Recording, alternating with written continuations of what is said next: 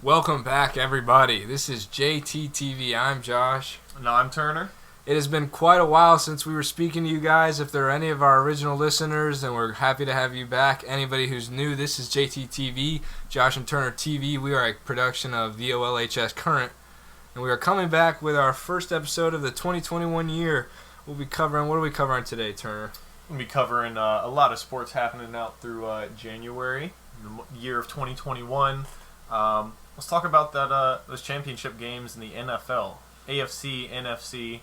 Let's start out with the Chiefs. What do you think about Patrick Mahomes' performance? So we saw a lot just these past weeks. Sunday we saw Patrick Mahomes perform as we know he can and has done and will continue to do.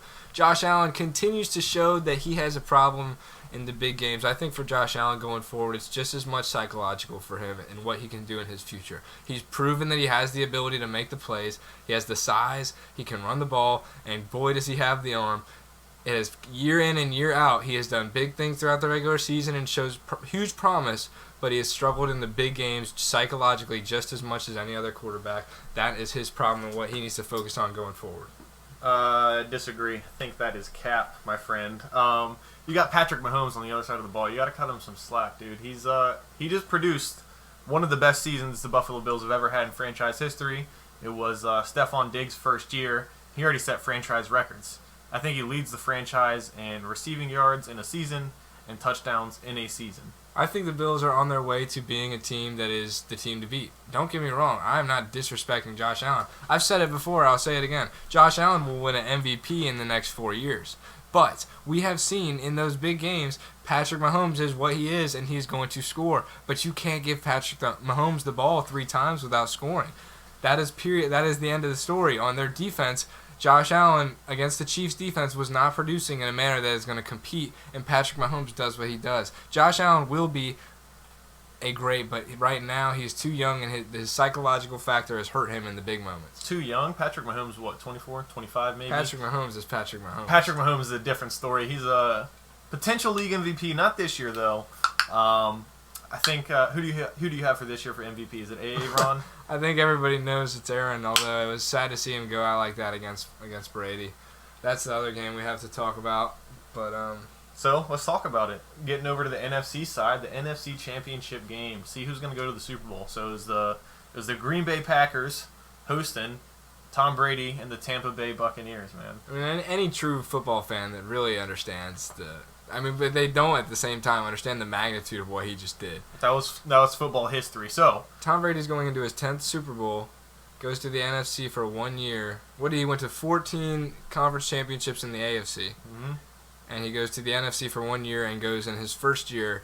I mean, the GOAT conversation is essentially over, and if they win the Super Bowl, it is completely over. Put a stamp on it. It may already be over. It is. He has as many Super Bowl rings as the 2 leading franchises in NFL history. He's been to more Super Bowls than 30 franchises. To go from one conference to another, after building a dynasty and having so many people accredit their legacy to Bill Belichick just as much as him, and obviously it's a different situation with COVID and all the opt-outs on New England and different schedules and different situations. At the end of the day, Tom Brady is going to the Super Bowl after 1 year at a new team. That is just unheard of, unprecedented. He has as many Super Bowl wins. Whoa there. Super Bowl wins as Aaron Rodgers. Conference championship wins as Aaron Rodgers and Drew Brees. In their own conference. In their own conference. Wow. And it only took him a single year. But, he has a pretty stacked offense. I know Aaron Rodgers has Devontae Adams, and I know Drew Brees has Michael Thomas. But when you look, Tom Brady's really in control of that offense. Bruce Arians is the figurehead, but Tom Brady's calling all the plays. When you watch him, and he has on the field, he has Chris Godwin, he has Mike Evans, Antonio Brown missed this game, still has Leonard Fournette. He has some big playmakers, and that's just a heavy, high-powered offense. And I think the Bruce Arians aspect really comes in and makes a total difference because we saw in New England that there was a lot of times there was friction between Tom and the coaching, especially Belichick, because of the way that he wanted to interact and lead the team and make decisions, and he wasn't given those rights. But we saw that that was clearly a factor in him wanting to go to Tampa Bay, and he's been given those privileges, and it has made a huge difference in the production in Tampa Bay. So, this is going to be the first time Tampa Bay Buccaneers, they're in the Super Bowl. Guess where the Super Bowl's at this year, my friend? Tampa Bay, first ever home team to actually host a Super Bowl, and none other than Tom Brady. So we'll see what happens. It's not like he's going against a slouch, though. We will have to say the future GOAT versus the baby GOAT. It's Patrick Mahomes. They're looking to run it back. They have another high-powered offense. They have one of the most. I think they have the top scoring offense in the league. They were around 33, 31 points per game. They have Tyreek Hill. They got Travis Kelce. They got Le'Veon Bell. Cole Hardman. The weapons go on, and then you've got Patrick Mahomes at the helm of it. That is the league something. MVP. He is a generational talent. He's a playmaker that we're not going to see something like it for the next 20, 25 years. In the sports world, as a sports analyst, I have to go with the Chiefs in this game because of the way their offense is. If you can't stay with them in possession for possession, you will not win. The Chiefs are never out, by the way. If the Chiefs go down 4 touchdowns, it might as well still be a close game in my head. Although when the Chiefs go up 4 touchdowns, game's basically over. The key to this game for Tampa Bay is going to be putting pressure on Pat Mahomes. That's how they shut down Aaron Rodgers and his MVP season last week.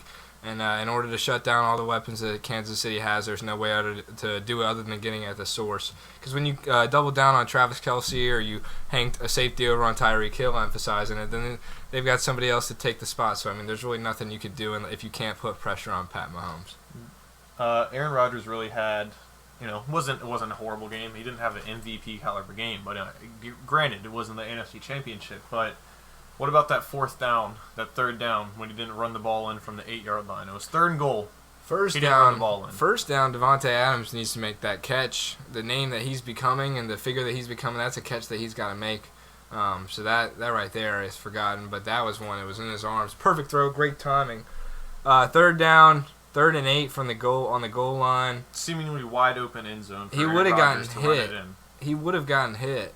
But then it still would have been 4th and what? Those are the plays where you take the hit. As a guy like Aaron Rodgers, those are the plays where you just take the hit for the game. I think he didn't do it. And then I think Aaron Rodgers expected they would have had a chance on 4th down. They were down 8 points. There was 2 minutes left to go, and you're going to give Tom Brady the freaking ball back, man? Yeah, I totally disagree with that, and Matt LaFleur is obviously getting a lot of hot heat for that. I mean, you've got Aaron Rodgers for one, but I understand playing it smart, but that's the thing is you've got Tom Brady on the other side of the ball. You can't expect Once you to give get the that ball back, you're putting that on your defense, and I mean you're really praying for a miracle there when you have the opportunity. Although that does not say anything about the call that I totally disagree with on the other side of the ball. They prevented Aaron Rodgers from getting that second chance to go down and take the lead. Pass interference call on 3rd down. Basically, the game in the sense that if they got the stop, Green Bay would have had a chance to make a play, make something happen. Aaron Rodgers gets no chance on a weak pass interference call that has not been called all game. If it was called all game, then fine, call it. But they have been letting them play countless times throughout the game. How many times did we see those penalties, those little grabs and contact in between plays? They didn't call it at all. But of course, it's Tom Brady. But either team had opportunities to take the game. I think there's going to be a big rift between Aaron Rodgers and the head coach, Matt LaFleur, this offseason. You could literally see the expression on his face post-game interview. He said, when asked, a reporter asked him about, what was the decision, what was the thinking on not going for it on that 4th down. He said, it wasn't my decision. I didn't have a say. He clearly doesn't seem happy. Obviously, he's hurting. He just lost the biggest game, but Aaron Rodgers wants nothing more than to win that game. The disrespect that comes along with a guy coming into your conference after winning the way he does and then winning your own conference championship when you've only been able to do it once out of 3 times. And it was Aaron Rodgers' first and only time hosting the NFC Championship game in Green Bay. Yeah, I mean, that's just Tom Brady. Like, literally, this is the matchup of a lifetime. Patrick Mahomes, the upcoming GOAT, the future, what everybody sees to be our next Tom Brady, but then again, you've got Tom Brady on the other side. There's really no way to tell it. I imagine Vegas is going crazy. If the NFL could write a story, they would have written this. The undisputed GOAT. If you Tom could try Brady to going write to Super Bowl. a narrative, this is about as good. This is about as good as it gets, guys. Look, ready? Listen to this. So, Tom Brady, 3 years ago, beats Patrick Mahomes in the AFC Championship game in Kansas City. he goes on to win a Super Bowl. The following year, Kansas City hosts the AFC Championship game again, knocks off Tom Brady. The year after that, Tom Brady and the Patriots didn't bother making a comeback, which led to him going to Tampa Bay. So you have Patrick Mahomes knock off Tom Brady in the AFC conference, kind of take his place at the throne, come with that Super Bowl. And then he switches conferences just to meet Patrick Mahomes again in the Super Bowl. Who do you have winning this game? Well, Vegas here, I see most sites are going around 3.5. The Chiefs under. I have to go with the Chiefs. The firepower, Patrick Mahomes. I think it's the beginning of them. But this game, I'm more excited than anything just to see what happens. If Tom Brady does this, almost as much as you want to hate on the guy, you can almost just you kind of have to root for him. You can do nothing but sit back and admire what he's done.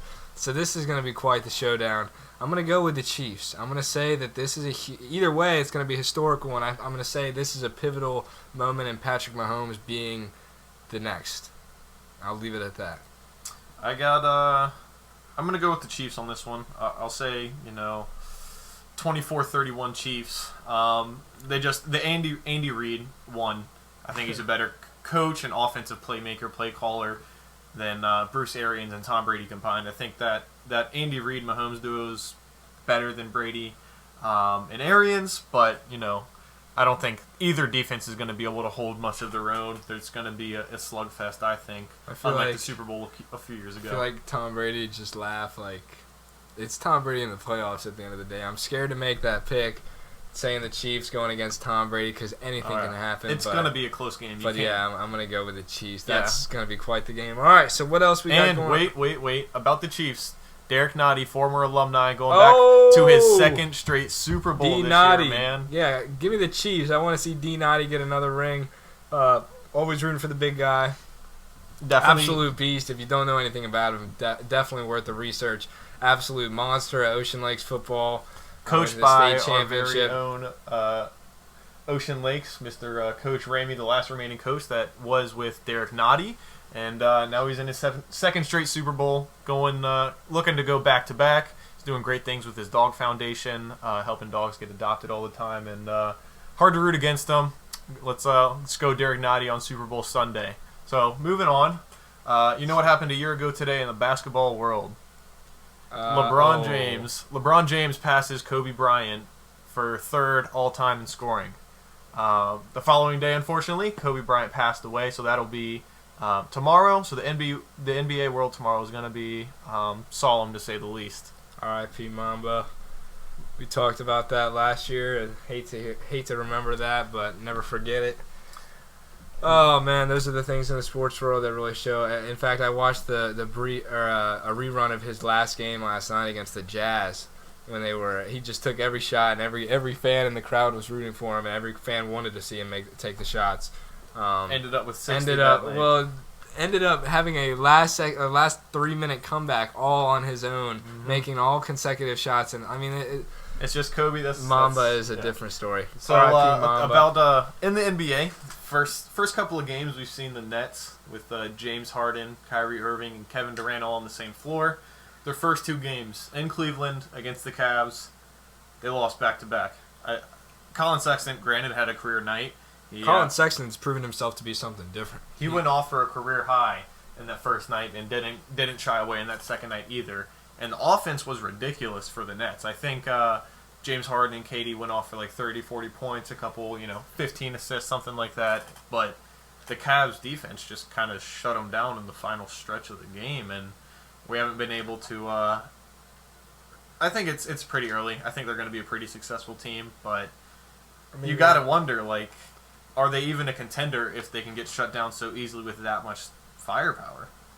I mean, we've seen, and also in the Nets, we've seen that the trio there might have something to say about the finals implications that a lot of people have. But who knows? As like you said, it's early. Anything could happen. Still interesting to see how they play out. They've had some ups and downs together, some good moments, some promising moments. But it's good questions. In terms of trades right now in the NFL, I did want to talk about that. Dwayne Haskins. Oh, boy. If you remember our videos on the draft, I am a Washington fan.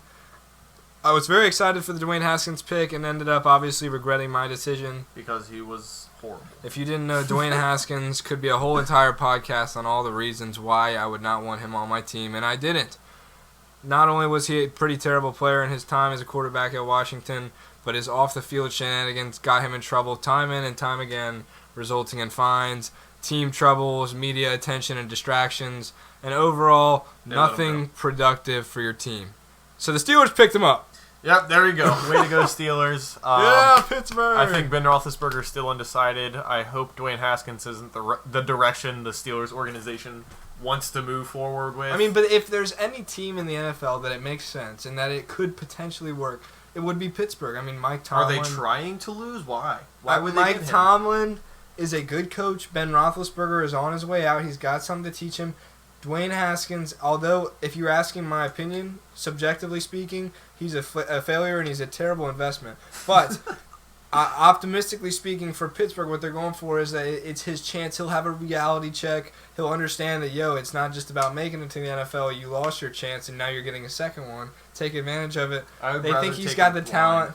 I'd rather take a blind Jameis Winston. I mean, I'm not a Dwayne Haskins fan anymore. I try to root for him. Ohio State, my team.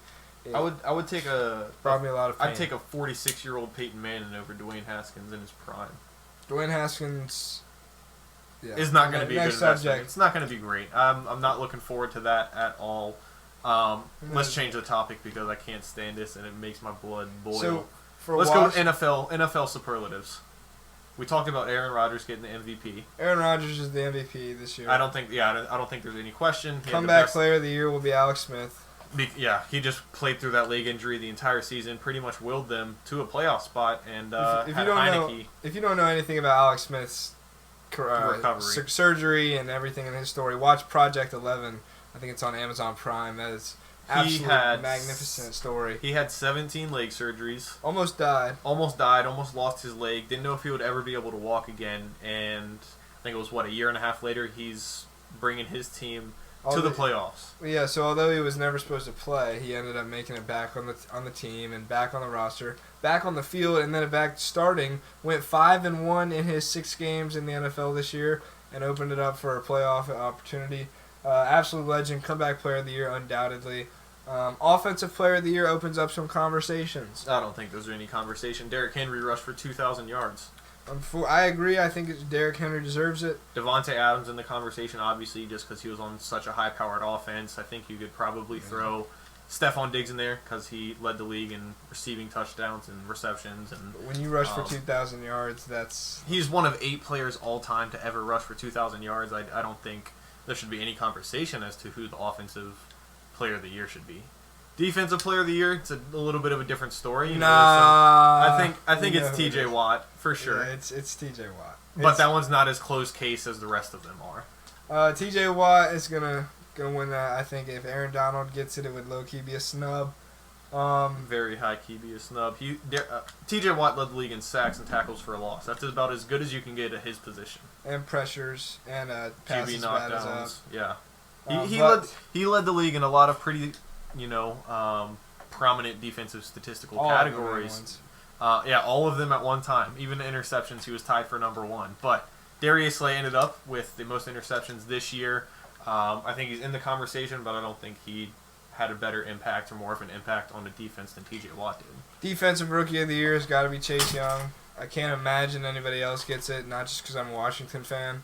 No, I think it is Chase Young. He made a lethal Washington defensive line more lethal, fatal at this point, and he's a Pro Bowler. In his rookie season, he made the Pro Bowl. That's not a lot of rookies can't say that or ever have said that, and so I think it's pretty clear that he should win Defensive Rookie of the Year. Who do you have for Offensive Rookie of the Year? I think it's definitay going to go to Justin Jefferson. I think that's kind of the main. I think the only 2 people in the conversation are Herbert in L.A., the Chargers, or Justin Jefferson from the Minnesota Vikings. I think there's clearly a conversation for Mr. Herbert, but he definitely had a great season. I think Joe Burrow was definitely in the conversation through the first 6 weeks of the season, but unfortunately, Justin Herbert is going to be the best quarterback of his class, and maybe over Joe Burrow. Yes.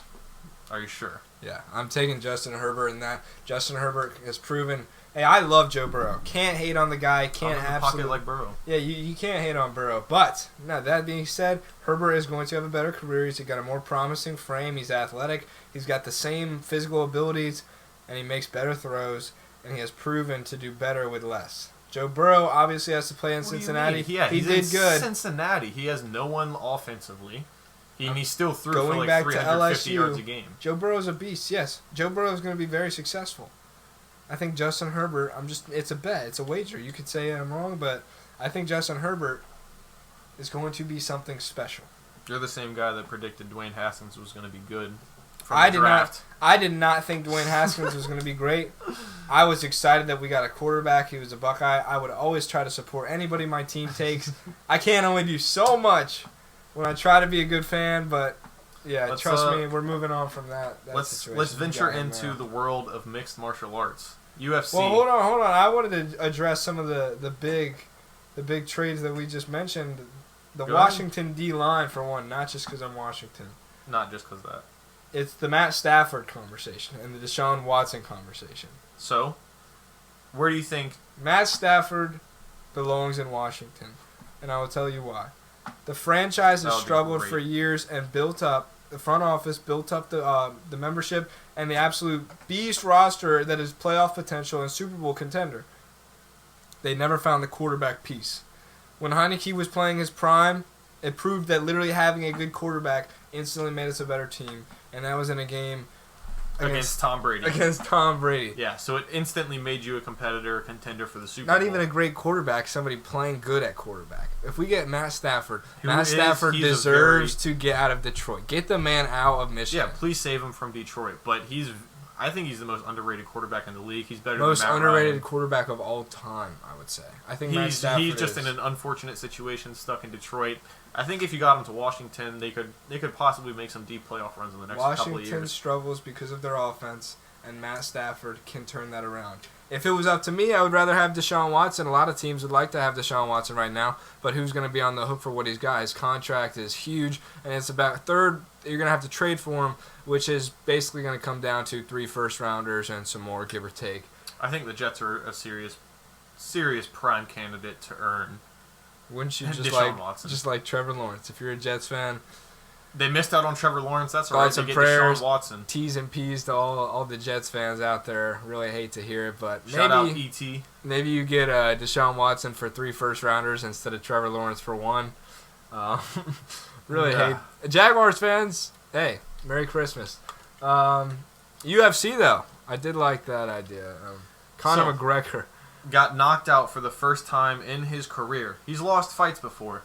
He's been submitted. He's lost by decision. He's never been knocked out in his career.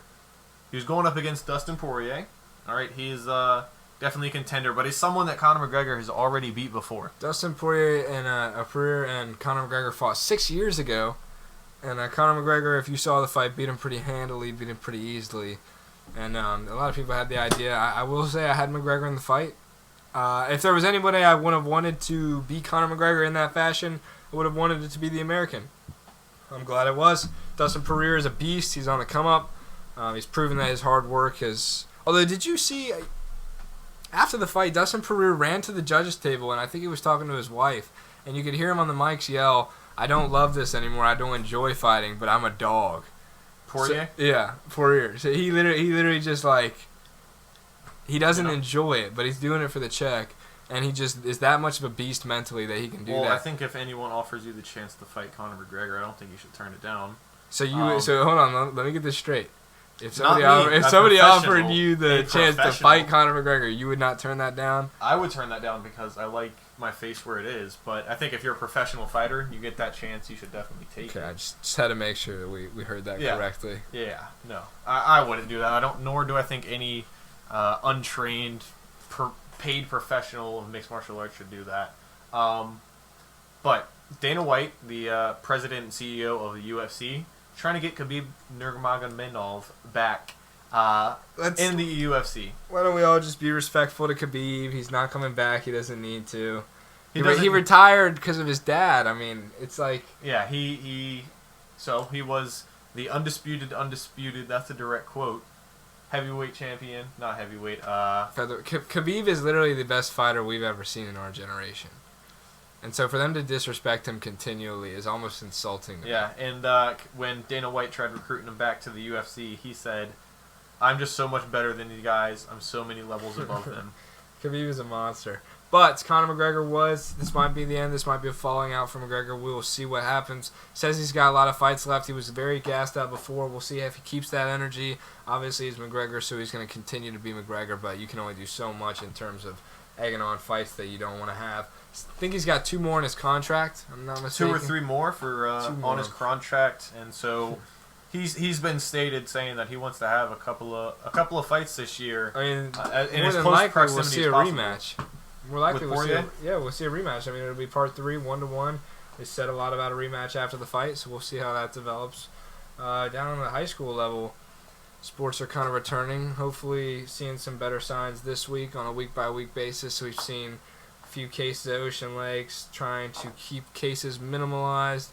But out of all the high schools, Ocean Lakes has unfortunately had a few more than average. So keeping an eye on that. Keep an eye on how sports are going. Winter sports are still back in.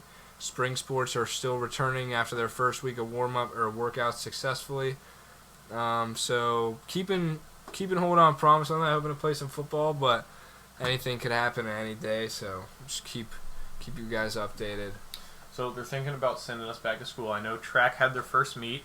I think seniors, class of 2021, Glenn Skinner in the 200 meter and Hayden Oglesby both set records for Ocean Lakes. I think their names are going to be put up on the gym walls here pretty soon.